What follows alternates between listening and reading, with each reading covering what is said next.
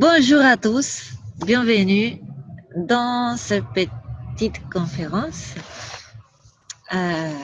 où je vais vous dire euh, trois choses qu'il faut avoir, dont on a besoin pour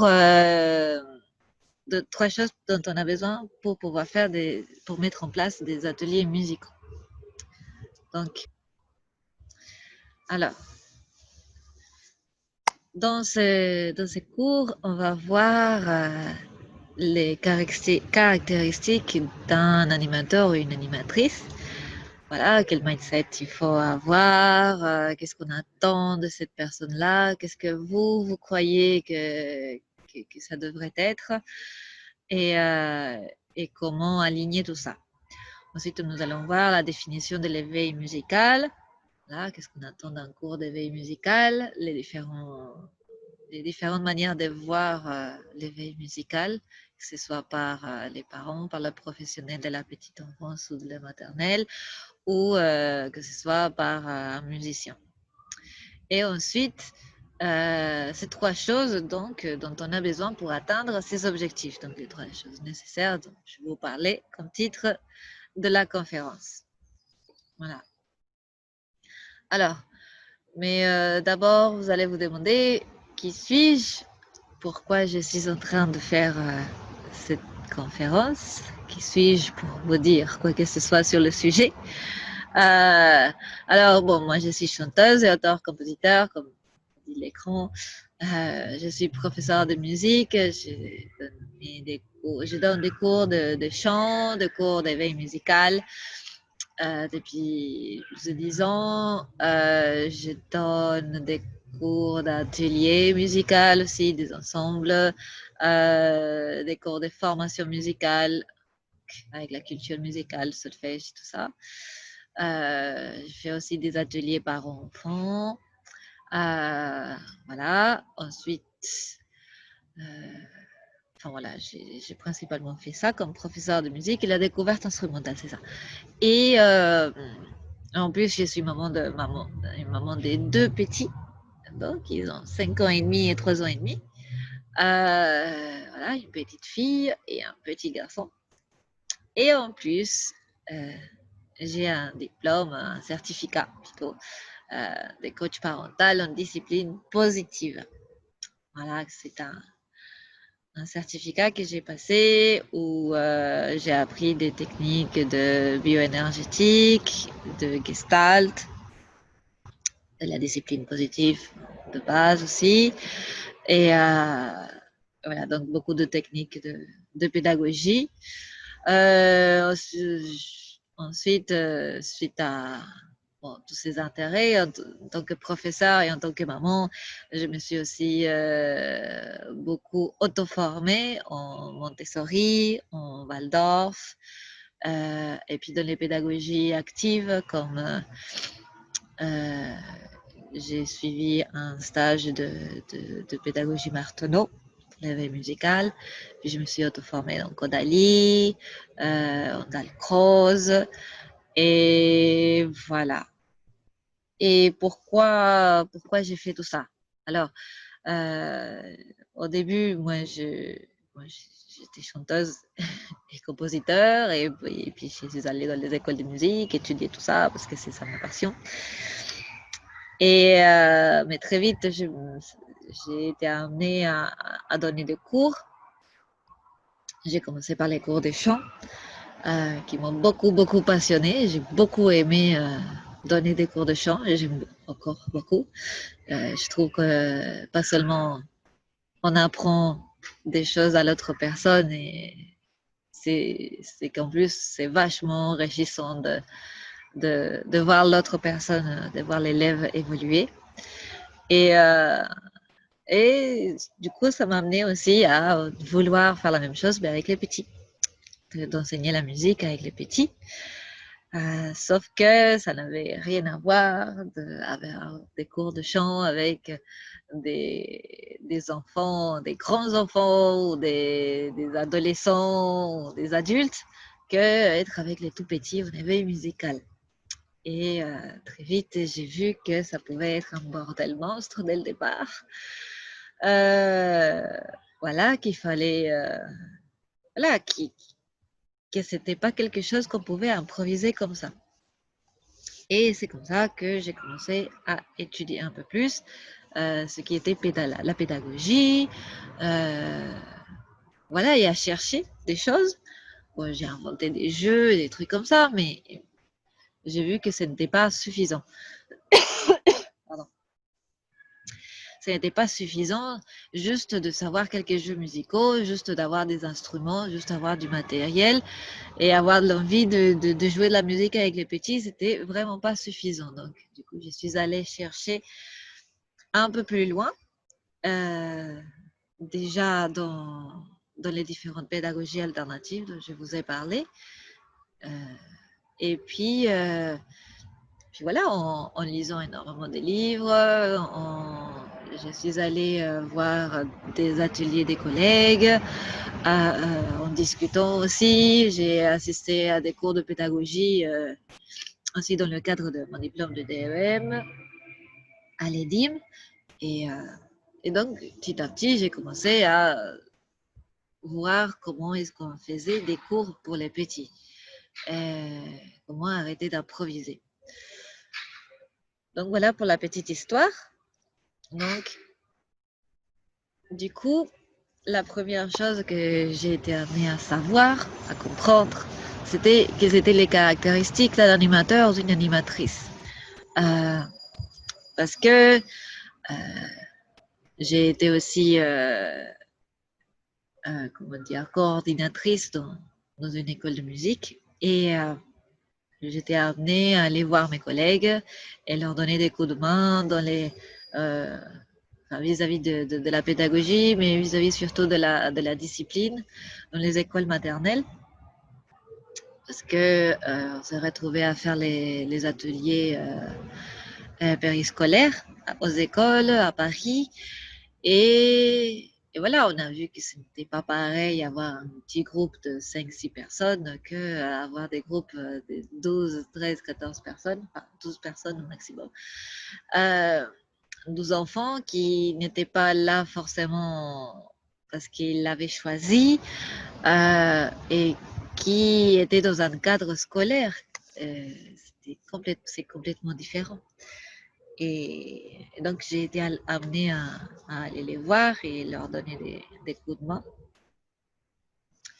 Et donc, la première chose que je me suis posée comme question et qu'on s'est posé comme question, c'était quelles étaient les caractéristiques pour être un animateur, une animatrice. Alors déjà, moi, je voudrais savoir, enfin, vous allez noter dans un petit papier, si vous avez un papier ou un cahier, si vous avez un cahier encore mieux. Alors, comment est-ce que vous imaginez que c'est être un animateur ou une animatrice de musique pour les petits? Qu'est-ce qu'il faut que la personne ait? Imaginez que vous allez vous amener vos enfants dans un cours d'éveil musical et qu'est-ce que vous vous attendez que la prof soit? Que le ou la prof soit? Parce qu'il y a les deux. Alors, du coup, ça pourrait être qu'elle soit dynamique, qu'elle soit bienveillante, qu'elle soit patiente, qu'elle se connaisse en musique, qu'elle soit une artiste, ou peut-être pas forcément besoin qu'elle soit une artiste. Voilà, qu'est-ce que vous imaginez? Qu'est-ce que vous pensez qu'elle devrait être? Voilà. Et une fois que vous avez noté ça, vous allez me faire un résumé dans quelques phrases dans les commentaires. Et ensuite, on va se poser la question, comment est-ce qu'on va devenir cette personne-là?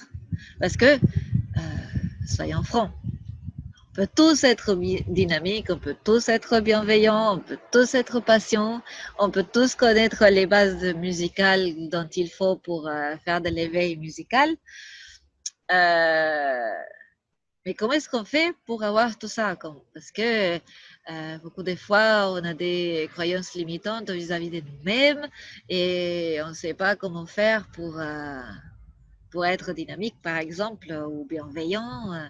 C'est dit oui, bon, c'est très facile de dire ouais, il faut être bienveillant, mais quand on se retrouve face à 4, 5 enfants qui font n'importe quoi, qui cassent les instruments, qui les jettent partout, qui se frappent, ou des choses comme ça, mais comment est-ce qu'on fait pour être bienveillant? Comment est-ce qu'on fait pour ne pas crier et tout ça? Bon. Et alors, donc du coup, je vais vous parler de quelque chose qu'on entend beaucoup parler ces derniers temps. C'est le mindset. C'est l'état mental dans lequel on se trouve. Parce que ce n'est pas pareil, on n'a pas le même comportement. Par exemple, imaginez-vous que vous êtes au milieu de la plage, il n'y a personne à la plage, il y a la mer, il y a vous. Vous êtes peut-être accompagné de votre personne favorite, que ce soit votre couple, un ami ou vos enfants, et vous êtes tranquille, en mode détente, il y a du soleil, tout est résolu, vous êtes en vacances et euh, vous n'avez pas grand-chose enfin, vous n'avez pas à vous prendre la tête. Et là, vos enfants, ils peuvent faire les crises qu'ils veulent. Vous pouvez avoir, je ne sais pas, un petit problème qui apparaisse et vous allez accueillir ce problème ou les crises de vos enfants d'une manière très bienveillante parce que vous êtes détendu, parce que vous êtes bien, vous êtes relaxé. Alors, forcément, vous allez être bienveillante, vous allez être patiente, vous allez essayer d'écouter les enfants, vous allez essayer d'appliquer toutes les choses que vous avez apprises de la discipline bienveillante ou de la discipline positive. Mais maintenant, vous allez imaginer que vous êtes dans, dans une entreprise, vous travaillez dans une entreprise où on vous a mis 10 dossiers à traiter. Les 10 dossiers, il fallait qu'ils soient finis hier. On n'arrête pas de vous poser la question par rapport au résultat des dossiers. Toutes les 10 personnes qui vous ont donné les 10 dossiers, ils n'arrêtent pas de vous appeler pour voir alors où est-ce que ça en est, où est-ce que ça en est. Vous êtes dans un stress total. Vous passez toute la journée comme ça, complètement stressé, à ne pas être efficace parce que vous êtes hyper stressé. Vous arrivez à la fin de la journée, vous arrivez enfin à la maison, c'est juste l'heure pour dîner. Le dîner, il n'est pas prêt. Alors, vous devez réfléchir à qu'est-ce que vous voulez manger, qu'est-ce que vous pouvez manger tous ensemble en famille. Votre mari, il a passé une sale journée, il est de mauvaise humeur aussi et il ne comprend pas pourquoi il n'y a rien de prêt.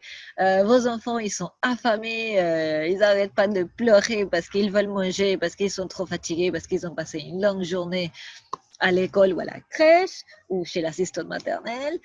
Et, euh, et voilà, et vous explosez. Et là, c'est impossible pour vous, impossible pour vous d'être bienveillante, patiente ou quoi que ce soit. Vous n'avez aucune disponibilité, vous avez zéro espace dans votre tête pour pouvoir vous permettre d'être bienveillant vis-à-vis des autres. Vous ne pouvez pas être bienveillante, même pas vis-à-vis de vous-même. Donc, voilà. Donc, dans deux situations différentes, la même personne et deux choses différentes. Si un employeur, enfin si on va à un entretien de travail avec tout ce bagage de stress, on va en face de lui et bah, la personne, elle va penser que vous êtes stressé, que vous n'êtes pas efficace, que vous êtes quelqu'un qui est colérique, alors que si y a l'employeur qui vous voit, qui veut vous embaucher, il vous voit en mode détente, vous venez de la plage et tout ça.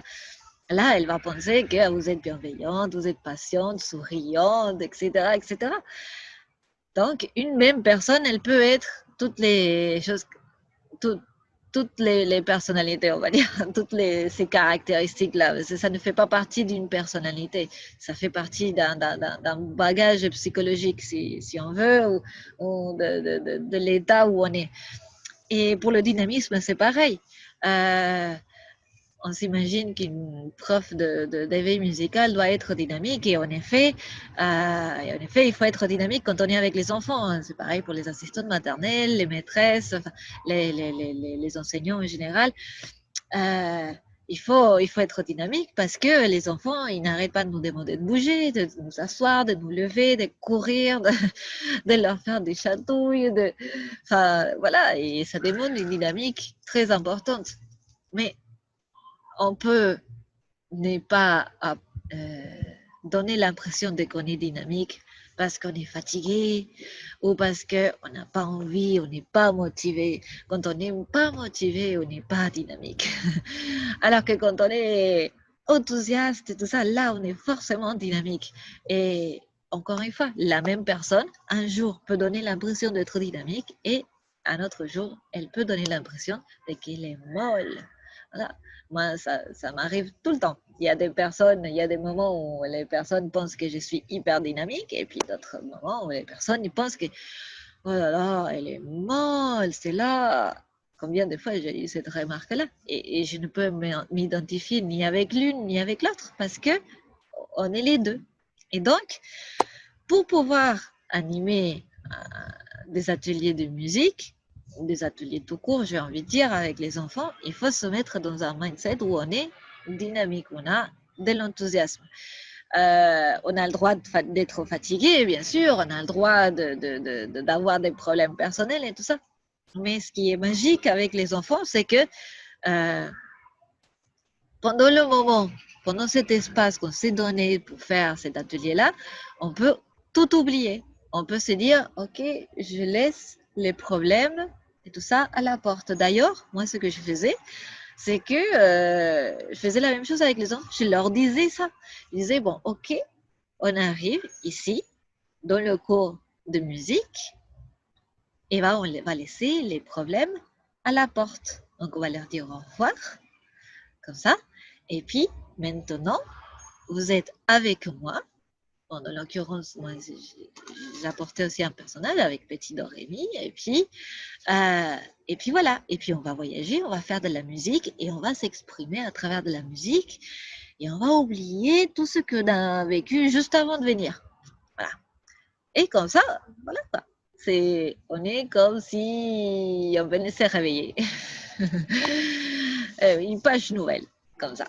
Donc, ça, c'est les caractéristiques, enfin, ça, c'est le mindset, j'ai envie de dire, l'état dans lequel on devrait envisager un atelier de musique.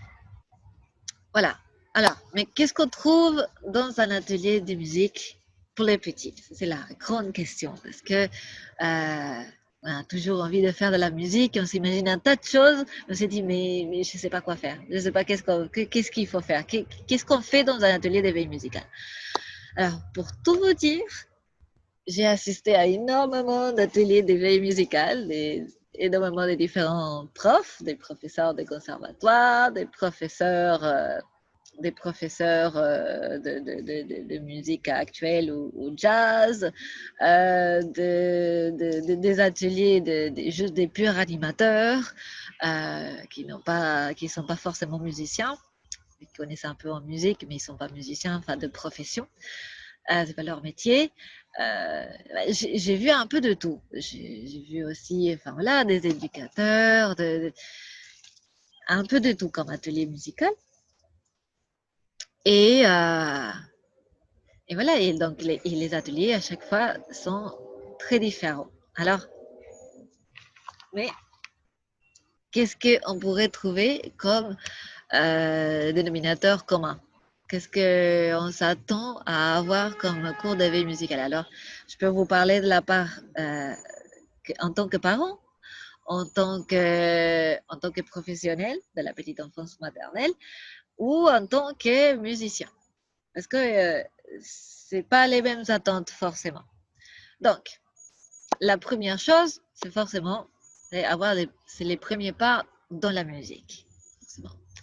Euh, on va, on va donner une approche simple et variée de la musique aux enfants. C'est-à-dire, On va les initier au rythme, on va les initier au chant, on va leur donner une culture musicale déterminée. Par exemple, en maternelle, on va vouloir leur apprendre des chansons de différentes parties du monde, qu'ils aient une culture du monde, une ouverture au monde depuis très tôt. Ce qu'on va chercher, c'est dans le programme en plus. Dans les crèches, on va chercher à développer le langage à travers les chansons, à développer aussi tout ce qui est le langage des mains. Souvent, on va utiliser aussi la langue des signes. Enfin, pas la langue des signes, mais les signes associés à la parole.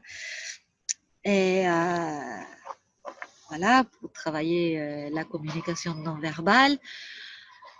Et voilà. Et puis, ceux qui vont vouloir une approche plus musicale, purement musicale, on va dire, on va aussi chercher à faire une découverte instrumentale, à leur apprendre à utiliser leur oreille, à mettre des mots dans ce qu'ils entendent. Et il y a des professionnels qui soutiennent que les enfants, ils ont l'oreille absolue quand ils naissent. Voilà, donc comment faire pour que cette oreille-là soit maintenue, on va dire, soit entretenue pour qu'il garde cette oreille absolue. Alors, qu'est-ce que c'est l'oreille absolue pour ceux qui ne le savent pas? L'oreille absolue, c'est quand on fait une note, peu importe laquelle, et on sait quel nom est là. Je vous fais un si au piano et vous savez que c'est un si. Bon, pour ça, il faut avoir le vocabulaire qui va avec, bien évidemment. Il y en a qui peuvent mettre des notes même au bruit qu'on entend, d'autres qui c'est moins ça, c'est juste par rapport aux notes musicales qu'on va entendre.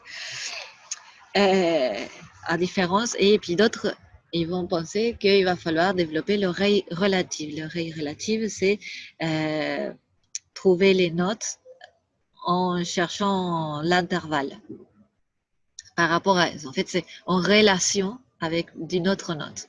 On a une note de départ, on nous donne le La, puis on nous joue une autre note, et puis comme on a le La déjà dans l'oreille, on sait quelle note est l'autre, parce qu'on connaît l'intervalle qu'il y a entre ce La-là et la note qu'on nous a jouée, par exemple. Pareil pour les accords et tout ça. On peut déchiffrer les accords, on peut trouver les accords à l'oreille, comme on dit. C'est ça, c'est travailler l'oreille relative. Parce qu'on n'a pas... Enfin, c'est ça. Et donc, on va chercher ça quand en termes musical, on va chercher que l'enfant il développe ça, parce que quand on a une bonne oreille, on a plus de chances d'être un bon musicien et on a plus de chances de réussir dans ce métier-là. Et qu'est-ce qu'on va chercher aussi? Bon, donc, le travail du rythme.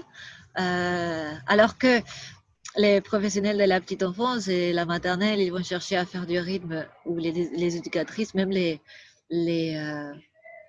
psychomotrices, psychomoteurs, ils vont chercher plus à faire le rythme pour développer la motricité générale, pour développer les sens spatio-temporels. Et ben, en musique, on va chercher à travailler le rythme tout simplement parce que il faut être carré pour jouer. Parce que quand on a le sens du rythme, quand on a physiquement le sens du tempo, le sens du rythme, quand on arrive à trouver les tons dans tout genre de rythmique, que ce soit ternaire, binaire ou dans les métriques impaires, si on arrive à trouver le tempo, on arrive à trouver les tons, le premier temps, ça c'est super important parce que pour jouer ensemble, c'est la référence. C'est pour pouvoir, pour qu'un groupe de musique ou une orchestre puisse jouer ensemble, il faut avoir un tempo commun, on va dire. C'est pour ça que dans les grands orchestres, d'ailleurs, il y a un chef d'orchestre devant parce que c'est lui qui va donner la pulsation, c'est lui qui va être le référent. Donc voilà, si on le ressent physiquement, c'est déjà un atout énorme. Voilà. Et donc, on va chercher aussi une initiation au vocabulaire musical. Donc, tout ce dont je vous parlais, tout ce qui est comment ils s'appellent les notes, comment ça s'appelle les figures rythmiques, voilà quoi, les notions de tempo, les notions de allegro, les notions de lento, de lent, de pianissimo, de fortissimo, enfin, toutes ces notions-là, ça donne du vocabulaire, c'est de la culture générale, et puis en plus, ça donne des mots à ce qu'on entend et ce qu'on ressent. Parce qu'il y a des mots et c'est bien de les utiliser. Donc voilà, ce qu'on attend, enfin, c'est ce qu'on peut trouver dans un atelier d'éveil musical, voilà, plus ou moins. Après, comme je dis, ce n'est pas pareil un cours d'éveil musical dans une école de musique ou dans un conservatoire, où ils vont chercher vraiment l'aspect plus musique, les préparer à être des musiciens, à que à partir de 6 ans, ils commencent un instrument de musique et ils commencent à apprendre le solfège et tout ça. Donc, à les préparer, qu'ils aient toutes les armes qu'ils ont naturellement pour que ce soit plus facile pour eux pour étudier plus tard. Ce sera un peu plus sérieux, on va dire.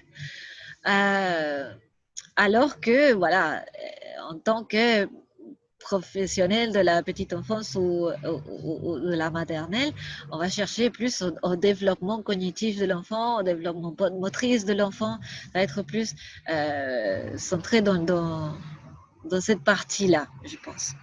En plus de la culture générale, voilà, mais ça va être moins une préoccupation peut-être. Peut-être, après, vous me direz le contraire si vous n'êtes pas d'accord avec moi, mais ça va être moins le centre pour eux, ça va être moins important de qu'ils développent une oreille relative ou qu'ils aient un sens rythmique parfait ou des choses comme ça. Voilà. Bon, c'est pas qu'on cherche la perfection en tant que musicien, mais disons qu'on sait qu'est-ce que c'est et on aimerait que ce soit plus facile pour les petits. Voilà. Donc, et, euh, et donc, moi, je voulais vous donner aussi l'exemple d'une élève que j'ai eue récemment, Laure. Je ne sais pas si elle va regarder, en tout cas, coucou, si jamais elle regarde, si jamais tu regardes Laure. Donc, Laure, elle était éducatrice et assistante maternelle, et donc elle a suivi ma formation sur comment mettre en place des l'éveil musical et comment mettre en place des ateliers d'éveil musical ou des ateliers de musique pour les petits. Et bon, elle joue de la flûte traversière, elle sait déjà un instrument, elle a fait du conservatoire, donc elle avait quelques notions. Mais, mais justement, ce qui lui arrivait, c'est qu'elle n'avait pas très clair vraiment comment, comment une séance musicale allait se dérouler. Qu'est-ce que il fallait vraiment apprendre à l'enfant, qu'est-ce que ça valait la peine de lui apprendre. Et donc, en faisant cette formation-là avec moi, elle a découvert que c'était surtout au niveau de la confiance en elle-même, enfin, le mindset dont je vous parlais, qui lui manquait. Euh, et puis voilà quoi, et puis des différentes manières de voir. Elle avait appris la musique dans le conservatoire et d'une manière très formelle et pas du tout d'une manière ludique. Et donc, du coup, c'est ce qui lui a permis de voir les choses d'une autre manière. Quand on voit qu'on peut apprendre la théorie musicale d'une manière ludique, enfin, voilà, d'une autre manière. Donc, du coup, on a plus d'idées de qu'est-ce qu'on peut faire en éveil musical. Parce que les enfants, ils apprennent que par le jeu. C'est impossible de leur donner un cours formel. J'ai déjà vu des professeurs en train d'essayer de faire ça. Et ben c'est pas ça, ça s'est pas bien passé. Ça ne s'est pas du tout bien passé. Donc c'est très très important. Et du coup, maintenant, elle peut faire des ateliers d'éveil musical. Bon, elle a toujours été à l'aise avec les enfants, forcément, parce que c'était déjà son métier. Mais en plus, voilà, elle était à l'aise parce qu'elle avait, comment dire, le mindset et les armes qui lui ont fait qu'il avait plus de confiance. Et donc, vis-à-vis des enfants, elle était plus armée pour faire des séances d'éveil musical de qualité, de proposer ça dans différents centres culturels euh, de manière plus sûre et plus convaincante. Et que les enfants, en plus, ils puissent vraiment profiter et que tout le monde s'amuse. Elle s'amuse, les enfants, ils s'amusent et tout le monde s'amuse. Quand on a la, la bonne perspective, quand on a les choses claires, quand on sait qu'est-ce qu'on doit faire, euh, qu'on a planifié un petit peu qu'est-ce qu'on voulait faire comme atelier, qu'est-ce qu'on veut présenter, qu'est-ce qu'on veut apprendre, tout se passe bien. Tout se passe bien. Euh, et puis quand on est suffisamment détendu, on arrive même à improviser parce que bon, il faut aussi savoir improviser. Mais ça, je vous en parlerai le vendredi prochain parce que le vendredi prochain, je vais faire un autre atelier. Alors, donc, du coup, aujourd'hui, ce que je vous invite à faire, c'est à vous demander où est-ce que vous vous situez. Alors, qu'est-ce que vous voulez transmettre dans un atelier de musique? Je vous ai parlé de différentes manières d'approcher un cours d'éveil musical. Où est-ce que vous vous en situez? Est-ce que vous êtes musicien et vous voulez leur apprendre les bases de la musique et les armer pour qu'ils soient des bons musiciens, même si après ils n'en ont pas envie? Est-ce que, mais que voilà, ça aide toujours. Hein. De toute façon, la science, les neurosciences ont largement démontré que c'est tout à fait que c'est tout à fait utile de faire de la musique, même si on n'a pas envie d'en faire notre métier. Ou est-ce que vous êtes une professionnelle de la petite enfance, une professionnelle de la maternelle?